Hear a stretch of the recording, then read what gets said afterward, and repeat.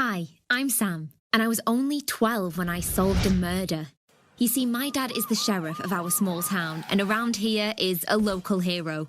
As expected, he is also my personal hero and role model.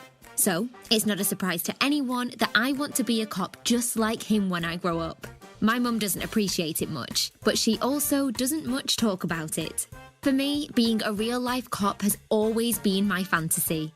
I read books a lot. Mystery and crime novels are my favourites, and on many occasions I try to figure out who the killer is right from the start of a mystery novel. Most of the times, my guess is accurate. But I know merely solving crimes in novels doesn't make me a cop. Little did I know I would have the chance to solve one in real life at a very early age. One day something unusual happened in our small town. There was a murder and the whole town was in shock. 16-year-old Jane had been killed in her own house, right in her bedroom, and everyone was talking about it. In my small town, everyone knows everyone, and news here travels really fast. Not much happens around here, just a few burglaries once in a while, and the petty criminals get busted almost every time. Someone getting killed was unheard of. These people needed answers, and the cops were under a lot of pressure. I was terrified when I heard the news. Why would anyone kill Jane? She's one of those kind and cool girls who's loved by everyone. I couldn't grasp what happened.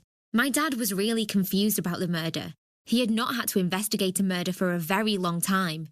He was sincerely concerned about the safety of the people, and the fact that a killer might be on the loose really ticked him off.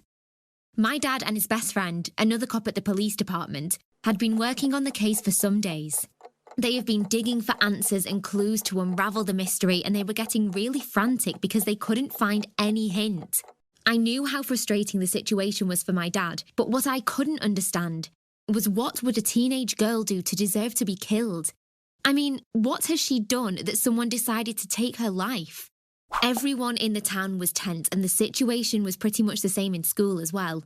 People wouldn't stop talking about the murder. Rumours started flying around in the school.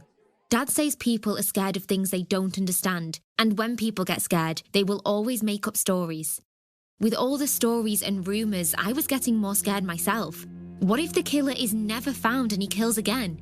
What if he is after young girls? What if he comes after me or one of my friends? The whole situation was putting me and everyone else on edge.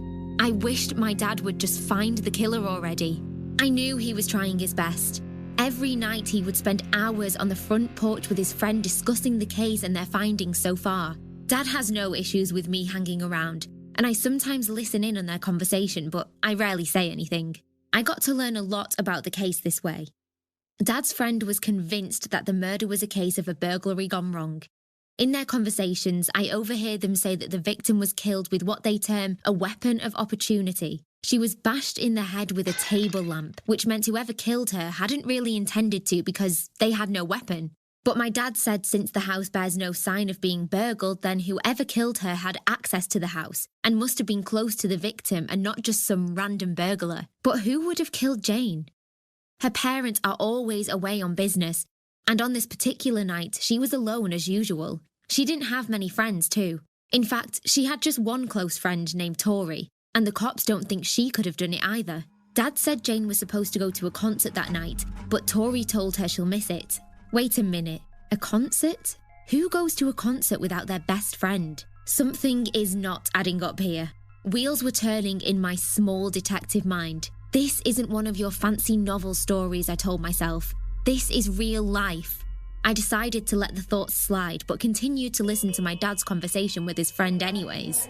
The next day at school was just like the last. Everyone was still talking about Jane's murder, and the stories were getting weirder and scarier.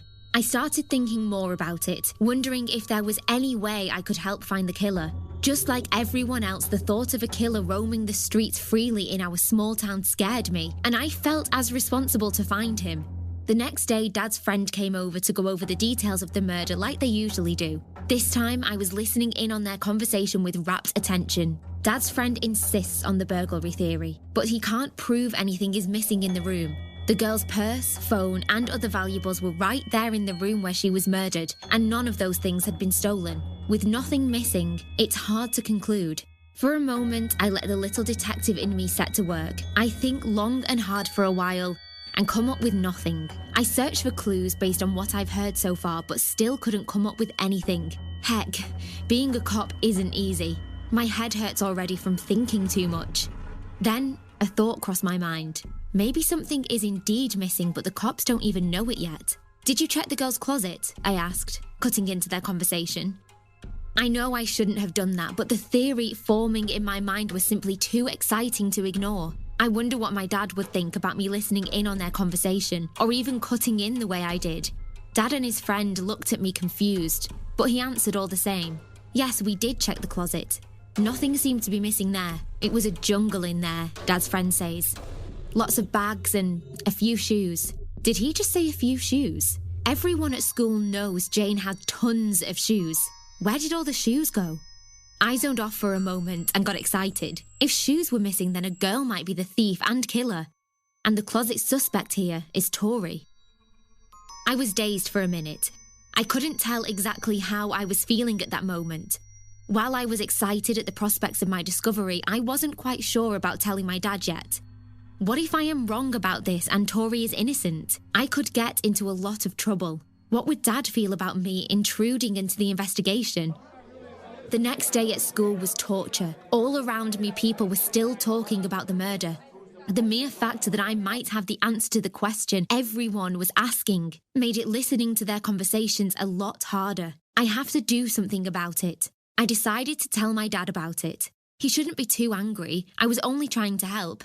And so far, I haven't even done anything wrong.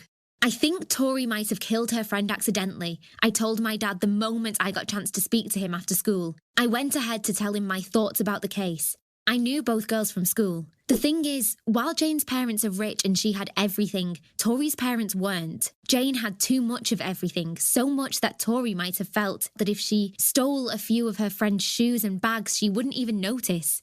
The concert was her perfect opportunity. She would sneak in when Jane was away, which is why she intentionally missed the concert. But it seems Jane returned while the burglary was on, which led to a struggle that resulted in her death.